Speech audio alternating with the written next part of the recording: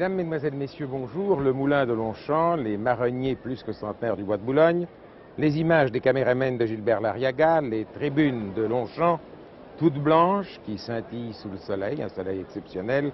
Vous l'avez deviné, c'est le grand jour, c'est le plus grand jour de l'année hippique, le prix de l'Arc de Triomphe auquel vont prendre part, dans un instant, 19 poulains et pouliches, 19 chevaux et juments, devant un nombre très élevé de spectateurs venus de partout. Et je me suis laissé dire au cours d'un dîner amical hier soir qu'il y avait eu plusieurs vols spéciaux des États-Unis, du Canada et du Mexique avec des turfistes qui venaient voir ce qui se passait en France pour ce prix de l'Arc de Triomphe. Sans compter, bien entendu, la foule des promeneurs vient de chez nous.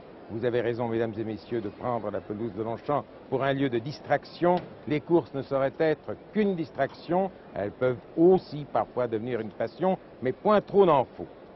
Et de regarder cette pelouse, eh bien, je dois dire que ça me rajeunit un peu. Quand j'étais tout jeune, quand j'étais pas encore adolescent, je venais là aux courses, je regardais d'excellents chevaux.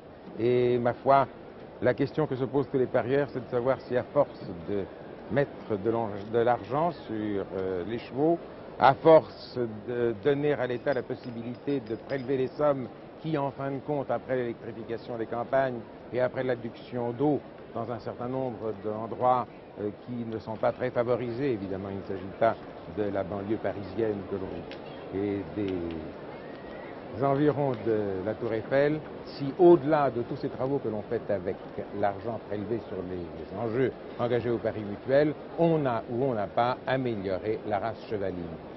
La société d'encouragement, qui est la grande maîtresse des courses en France, qui est la grande patronne et de Longchamp et de Deauville et de Chantilly, est dite la société d'encouragement pour l'amélioration des races de chevaux en France.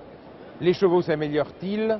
Eh bien, il faudrait, pour que nous en fussions sûrs, que chaque année, ce soit les jeunes qui gagnent, c'est-à-dire que les 3 ans devant votre sourire, mademoiselle, battent les chevaux d'âge.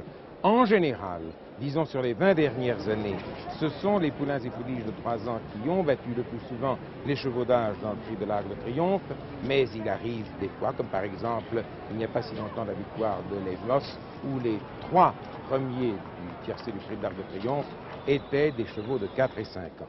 En effet, le prix de l'Arc de Triomphe est un critérium intergénération et intersexe. Les pouliches rencontrent les poulains, les mâles rencontrent les femelles et les chevaux, les poulains et pouliches de 3 ans rencontrent ceux qui sont plus âgés qu'eux.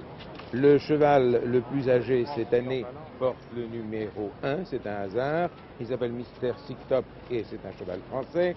Et il y a aussi à côté de lui, vous le verrez tout à l'heure, dès qu'ils apparaîtront derrière ces arbres, dans le rond de présentation où ils viennent d'entrer, dès qu'ils apparaîtront mieux aux caméras de Gilbert Lariaga, vous verrez le numéro 2, Mujiro Musashi, qui est un cheval japonais, né au Japon.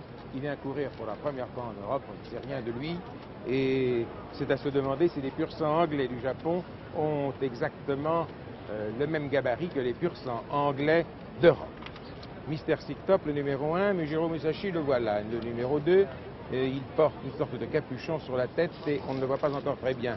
Le 3, c'est Charapour, à Karim Agacan. Le 4, c'est Card King, un Raphaël Hakim, un grand nom dans le cinéma. Le 5, c'est Parnell, l'un des chevaux d'âge les plus dangereux. Parnell qui serait moins joué encore que 17 contre 1 s'il ne s'était pas donné un coup il y a quelque temps.